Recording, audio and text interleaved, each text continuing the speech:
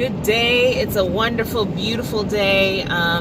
It's the end of the day, and I actually created a video earlier this morning, and apparently it was just for me to think through some of my thoughts and feelings, because 20 minutes in, it didn't record. So, but I'm kind of glad, because there were some things that I said that possibly could be misconstrued, and so I'm gonna leave a briefer version that is a little more clear. So Spirit knew, Spirit handled it. I was talking about our spiritual journey and how we all have our own spiritual journeys, and they are just as original as our fingerprints. No one person has the same fingerprint, not even identical twins, right? And so we all have a way that our lives, our spiritual awakening started, and I believe that it starts the moment that we began. And in fact, if we think about that, the moment that we began was always, before the foundations of the world, we were with the I Am Presence. And so, it's more like a journey back to self. Like, it's a knowing and then intentionally kind of getting lost in the woods, but enjoying the path as you are in the woods. You're just enjoying all the beauty, and you're not worried about getting back home, because you know that you'll get back home. And that's kind of what life feels like to me. And just the process of how things play out, like everything's purposeful, everything's intentional, it has its reason, and it always brings us back to self, our higher self. And I was sharing how our emotions, we know that we are in alignment with our higher self, with our God source energy, when we are feeling the emotions of the Spirit, which are love, joy, peace, patience, kindness, goodness, faithfulness, self-control. All of those things, those are the Spirit. We know that we are in Spirit's presence because of those emotions. And then when we have those lower level emotions, because we have this duality of our existence, we are spirit, but we are also physical beings, experiencing a physical reality at the moment. There are times when our physical reality overpowers our spiritual knowing, and that's when we react in these lower level emotions: fear, hate, worry, doubt, as Michael Beckwith says, not enoughness. And we respond out of those things. And another thing that I was sharing was that I don't despise my history growing up in the church, because one, I know that that was a part of my spiritual journey, and I see how that played out into me understanding things in a greater way. And I love scripture. I love the sacred text. But I also have this other relationship with it, because I understand that there's truth in that text, just like there's truth in any text. But then there's also the film of humanity over it, right? Because there were no beings that really had the full Christ consciousness, awareness of God. They understood God, but limited in a limited fashion. And so when they were sharing things about God, you can see the beauty of what they understood, their moments of clarity, but then you can also see how it's layered with their humanity. And that is something that I believe in churches and religions, and it is difficult to separate the two. And it is difficult for people to separate the two. And so what they end up doing is justifying the humanity part. And while the humanity part is something that we all experience, they pass that off as the truth of God. So if we are all God's people, there are no chosen people. There are no people who God belongs to solely.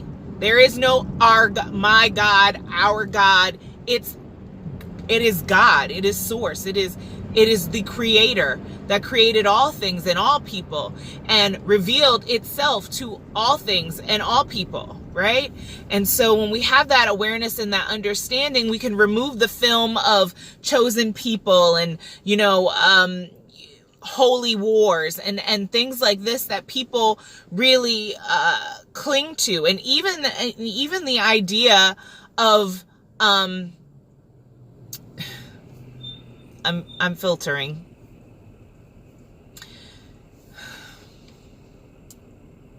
The only reason why I'm filtering is because I feel like a greater conversation needs to be had in order to explain the things that I want to say. And I feel like when a greater conversation is had, it is understood in a greater way. So I'm going to kind of leave it at that. But I do want to say that scripture is beautiful. It is lovely. It shows us who God is. And it also shows us who God isn't once we know the truth of God, the truth of the presence. It is a beneficial presence. It is that which created all and loves all and is in all. And so there is no God that is going to destroy mankind. There is no God that is saying, I'm going to destroy the earth. What has happened is man's consciousness or lack thereof has caused us to not bring the presence of God that is dwelling in every single being, not to bring that presence into full awareness here. And so we're acting out of our flesh, we're acting out of our physical bodies, which is not in alignment with God. And so the things that we experience that are not good here are the things that come out of our mankindness, right? But when we elevate ourselves to understand that we are just not physical body, we are just not physical people, when we understand the common link that threads through humanity is the divine creator, is source, is the thing that created every single one of us, then we understand that there is no competition between us. We understand that as we do unto others, we do unto the creator. That is scripture. That is scriptural. It says, whenever you've done unto the least of these, you've done unto me. So the times where I felt God's presence the strongest was when I was experiencing love and acceptance through other people. And that's how we stand in our God consciousness, in our awareness, and that's how we bring the presence to earth. That's how your kingdom come, your will be done on earth. That's how that happens, because we are willing it to be so, because we are standing in alignment with our higher selves that is connected to the creator, the source, and we are bringing that presence here. We are not blocking that presence by living in our physical mindset that thinks that we are in competition with one another and that we aren't connected. We are one. We are one, and we are one through this common thread of humanity, the source that created us all.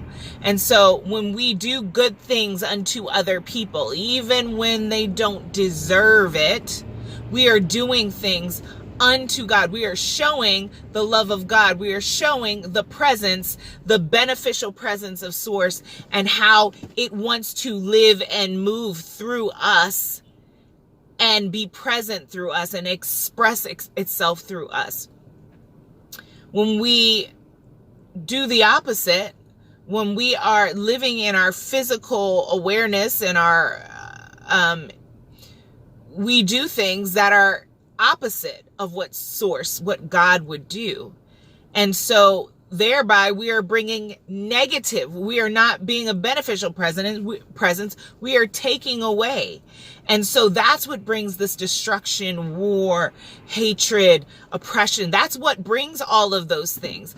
Us not being connected, us not realizing that we are who we are, And so that is really what I am focusing on when it comes to my spiritual practice and my practice as a as a presence here, as a human being, my practice focuses on the idea and the understanding that we are all one, that we have a purpose, and our purpose is to bring good, ever expanding good, into the situations and to the people who are around us, no matter what they are doing.